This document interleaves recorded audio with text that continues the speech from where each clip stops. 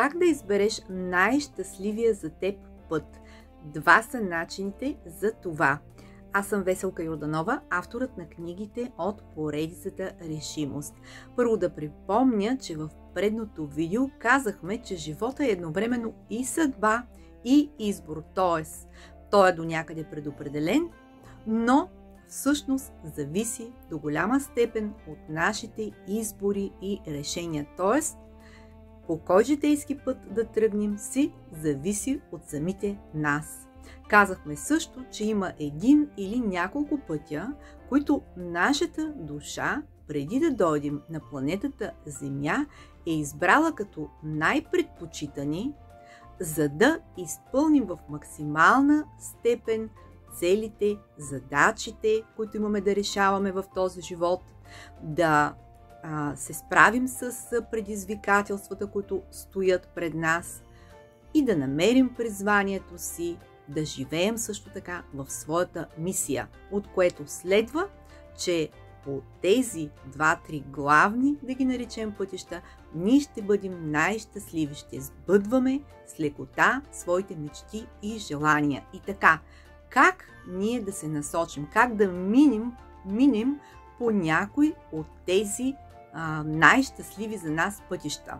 Два са начините да го направим.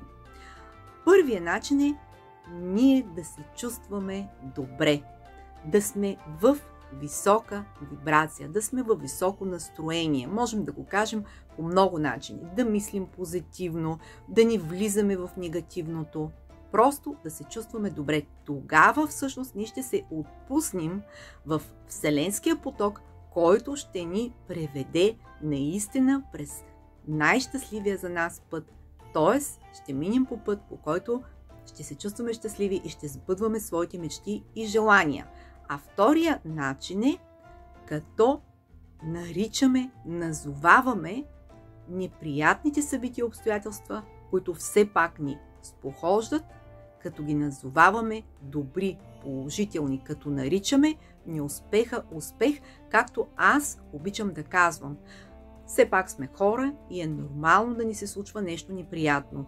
И когато ти се случи нещо неприятно или не особено добро, ти опитай се да намериш доброто в тази неприятна ситуация. Опитай се да намериш положителното. Ако все пак не успееш да намериш положителното, просто наречи неуспеха успех. Назови ситуацията за позитивна, за положителна. Така я приеми. Просто я наречи я така.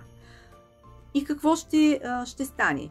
Така ще се извъртят нещата.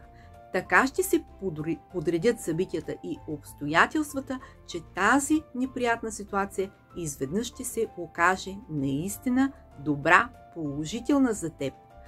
Тя ще има някакъв положителен резултат, ще доведе до положителен резултат в твоя живот. Тоест, Вселенския поток ще те отведе по пътища, които в крайна сметка отново ще излязат на този главен път, по който ти се чувстваш най-щастлив, най-пълноценен и с лекота сбъдваш своите мечти и желания.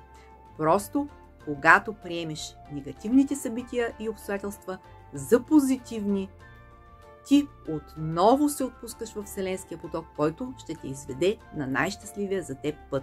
Повече по темата можеш да намериш в моята книга "Животът, съдба или избор". Харесай видеото и го сподели, за да помогнем и на други хора да научат как да минат по своя най-щастлив път. До скоро!